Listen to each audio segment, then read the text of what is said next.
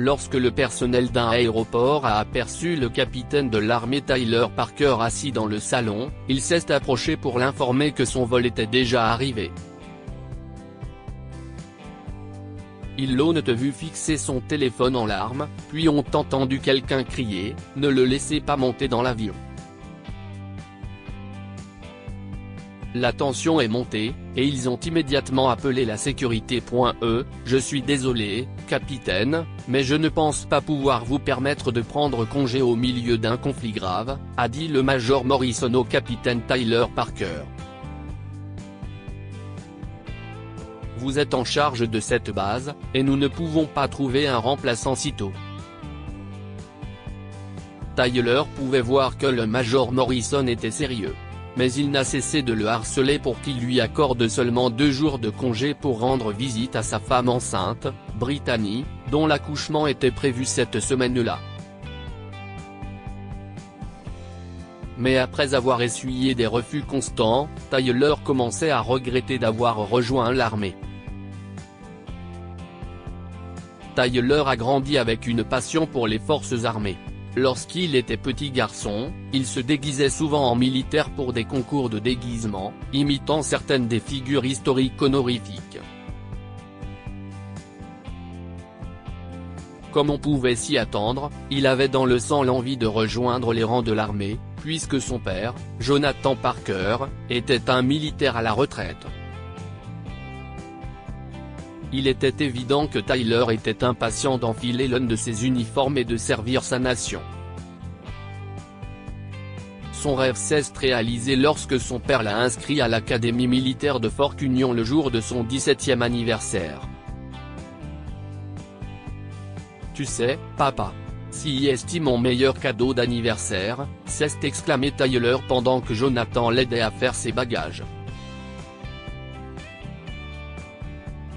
Je suis heureux pour toi, mon fils, dit fièrement son père avant de lui donner une accolade d'adieu aux larmes à l'aéroport. Pendant les années qui ont suivi, Tyler n'a rêvé que d'une vie sur le champ de bataille.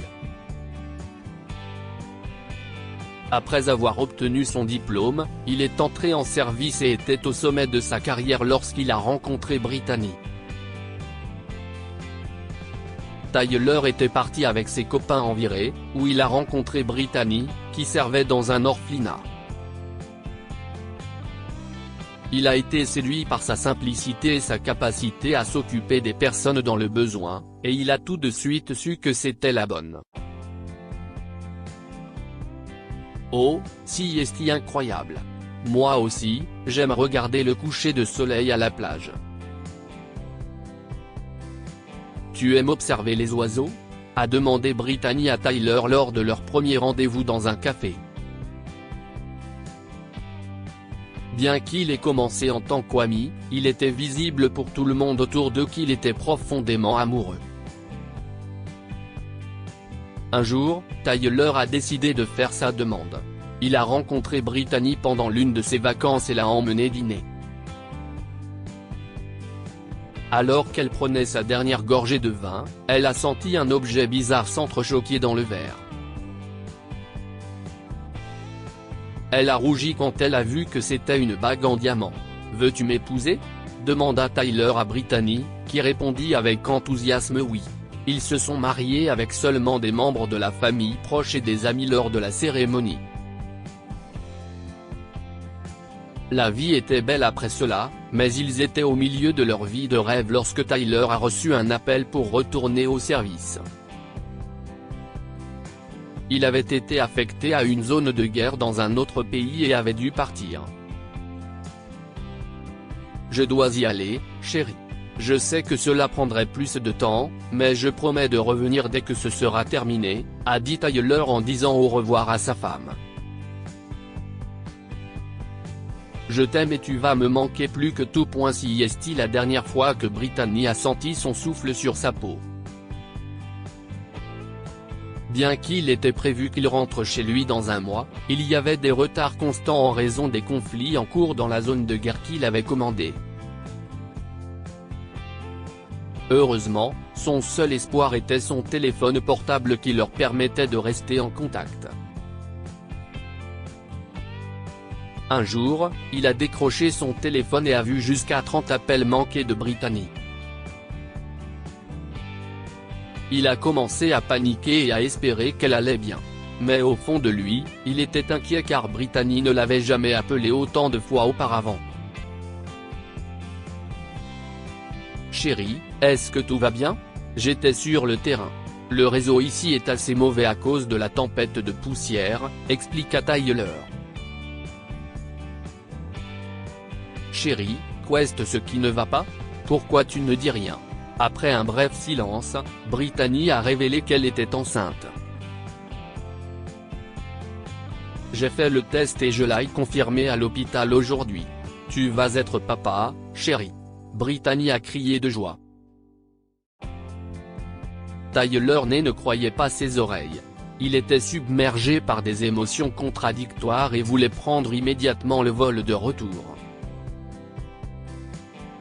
Mais il savait qu'il serait impossible de partir au milieu d'une mission critique, alors il a promis à Brittany qu'il arriverait avant la naissance du bébé, et il avait hâte d'y être. Je te promets que je serai là avec toi quand notre petite Miley arrivera. Je te le promets, a-t-il assuré en l'embrassant plusieurs fois au téléphone. Plusieurs mois ont passé, Tyler se préoccupant surtout de Brittany et de leur bébé à naître. Lorsque le mois prévu pour l'accouchement est enfin arrivé, il n'a eu d'autre choix que de demander un congé. Vous savez que c'est crucial pour moi. Je lui ai promis que je serai là quand notre enfant naîtra, plaida constamment Tyler auprès de l'officier. Je ne veux pas manquer le magnifique moment où je verrai mon bébé pour la première fois. S'il vous plaît, Major. Le Major Morrison n'aimait pas l'idée de le laisser partir au milieu d'une mission critique et refusait constamment. Mais comme il avait 2 enfants dans son pays d'origine, il pouvait comprendre la douleur de Tyler. Ainsi, lorsque Brittany a commencé à avoir des contractions et que Tyler est revenu le voir pour demander un congé, il a décidé de l'aider. Après en avoir parlé à ses supérieurs, il a autorisé Tyler à prendre 3 jours de congé seulement et lui a réservé un vol immédiat. Oui, chérie, j'arrive. Je te l'ai dit, n'est-ce pas? Je suis un homme de parole. Dit Tyler à Brittany, qui était ravie d'apprendre qu'il arrivait. J'ai compris. J'ai compris. S'il te plaît ne t'inquiète pas, chérie, je serai là dans 5 heures. Bien que Brittany était excitée, elle s'inquiétait des retards de dernière minute et de savoir s'il arriverait à temps. Mais Tyler semblait confiant et lui a assuré qu'il serait là pour assister à l'arrivée de leur enfant. Il était loin de se douter que le destin avait d'autres plans après qu'un personnel de vol à l'aéroport l'a abordé. Je comprends, monsieur. Mais nous ne pouvons rien faire parce que la météo a été terrible, votre vol direct a été retardé de 6 heures, a informé le personnel. Tyler a été choqué car ce vol était son seul espoir d'atteindre l'hôpital à temps. Le prochain vol direct était dans 24 heures, et Brittany aurait alors accouché. Pourquoi ne comprenez-vous pas? Je ne peux pas rater ce vol parce que je suis en route pour un événement qui va changer ma vie. Je dois y être, a fulminé Tyler contre le personnel. Faites quelque chose, voulez-vous? L'employé s'est excusé un moment et est revenu avec une nouvelle soulageante. Monsieur, je peux vous réserver un autre vol, mais ce n'est pas un vol direct. Vous prendrez un vol de correspondance pour votre destination finale. Tyler soupira de soulagement et attendit impatiemment l'annonce du vol, qui devait arriver dans 30 minutes. Après une demi-heure, il est monté à bord du premier vol de transit vers une autre ville. De là, il devait prendre un autre vol de correspondance pour rentrer chez lui. Mais il y a eu un nouveau problème après que son vol de correspondance a signalé un retard imprévu. À ce moment-là, l'accouchement de Brittany avait déjà progressé. Une infirmière a aidé la jeune femme à appeler Tyler pour l'informer qu'il n'arriverait probablement pas à l'heure, car sa femme allait bientôt accoucher. « Chérie, je ne pense pas que tu puisses y arriver », a crié Brittany. « Il te reste 4 heures pour arriver ici, et j'ai déjà commencé. » Tyler n'a pas pu retenir ses larmes. Il a remarqué quelques vols qui atterrissaient sur la piste d'atterrissage et a souhaité que l'un d'entre eux soit son vol de transit. Il s'est précipité à la réception pour vérifier, mais a été renvoyé au salon avec les mêmes mauvaises nouvelles concernant le retard inévitable de son vol. À ce moment-là, il reçoit un appel vidéo du numéro de Brittany. Bonjour, M. Parker, dit l'un des médecins qui s'occupait de Brittany. Britt nous a parlé de votre promesse.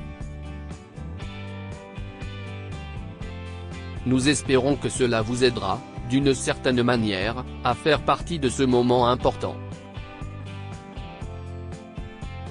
Tyler ne pouvait pas en croire ses yeux. Des larmes ont coulé sur ses joues alors qu'il était assis, collé contre le mur de l'aéroport. Il fixait l'écran de son téléphone alors que sa femme commençait à brailler à l'autre bout du fil. Je suis tellement désolé, chérie. Je n'ai pas pu tenir ma promesse, pleura Tyler, inconsolable. Les passants dans l'aéroport très fréquenté ce soir-là n'ont pu s'empêcher de le dévisager et de s'arrêter pour savoir ce qui n'allait pas. Pendant les 2 heures qui ont suivi, il a regardé son téléphone. Pendant ce temps, le vol de transit qu'il devait prendre était déjà arrivé et était sur le point de décoller. Le personnel de l'aéroport a remarqué qu'il était toujours assis dans le salon et s'est précipité pour l'informer de son vol de correspondance.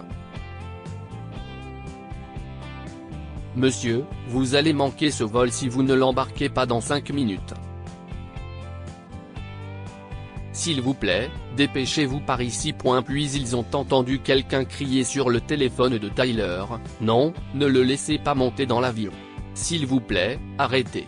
Ne faites pas ça. » Le personnel de l'aéroport était choqué et suspicieux, il a donc immédiatement appelé la sécurité. « Non, s'il vous plaît, arrêtez. Ne lui faites rien. » Ils ont entendu quelqu'un crier à nouveau. Bien que les agents de sécurité aient essayé d'attraper le téléphone de Tyler, il n'a pas cédé. Il s'y est accroché, des larmes coulant sur son visage. Il a fixé ses yeux sur l'écran, regardant attentivement l'arrivée de son bébé dans le monde. Le personnel de l'aéroport a jeté un coup d'œil au téléphone et a eu les larmes aux yeux lorsque le médecin a soulevé le bébé et a annoncé « Si est une fille. Félicitations, M. Parker. » Les officiers qui étaient là pour emmener Tyler pour un interrogatoire se sont excusés et ont été émus quand ils ont réalisé ce qui se passait. « Je savais que je ne pourrais pas arriver à l'heure là-bas, alors je ne voulais pas manquer la seule chance que j'avais de voir mon bébé arriver dans le monde », a expliqué Tyler. Ces paroles ont touché le personnel, qui lui a tapé sur l'épaule et l'a informé que le vol de transit prévu avait déjà décollé. Quelques instants plus tard, ils lui ont donné un billet gratuit pour le prochain vol à destination de sa ville natale, en signe d'excuse et pour compenser le retard. Quelques heures plus tard, Tyler a embarqué avec joie sur son vol. Il avait hâte de voir sa femme et sa fille. Des larmes coulaient encore dans ses yeux lorsqu'il s'imaginait tenir son bébé dans ses bras. Après être arrivé à destination, Tyler a pris un taxi pour l'hôpital et s'est précipité pour rencontrer Brittany et Miley. Il a fondu en larmes comme jamais après les avoir vus. Oh, mon amour. Où est mon bébé? Ah, viens ici, viens voir papa, a-t-il crié de joie après avoir embrassé Brittany sur le front. Tyler ne pouvait pas s'arrêter de pleurer en soulevant la petite Miley. Des larmes emplissaient ses yeux alors qu'il l'embrassait et passait sa main sur ses joues délicates. Elle a ton nez et mes yeux, s'exclama-t-il. Quelques jours plus tard, Tyler a reçu un appel du Major Morrison. Il soupira en pensant à la vitesse à laquelle le temps passait et répondit au téléphone. Il savait que c'était au sujet de son vol de retour et s'y était préparé. Mais Monsieur Morrison avait autre chose à partager avec lui. Félicitations, M. Parker. Je vous ai appelé pour vous informer que j'ai parlé au lieutenant-colonel, et qu'il aimerait prolonger votre congé de 2 semaines, a dit l'officier. Votre billet de retour est dans 2 semaines exactement. Profitez du reste de vos vacances avec votre famille. Merci, monsieur. Répondit Tyler avec joie avant d'étreindre Brittany et Miley en larmes. Il avait hâte de profiter au maximum de son congé prolongé pour créer de beaux souvenirs avec sa famille qu'il rapporterait avec lui. Que pouvons-nous apprendre de cette histoire? Tout arrive pour une raison. Tyler était impatient de rencontrer Brittany, mais ses vols ont été retardés pour des raisons inévitables. Il a failli être arrêté, mais il a obtenu un vol gratuit pour rentrer chez lui lorsque le personnel a appris son histoire.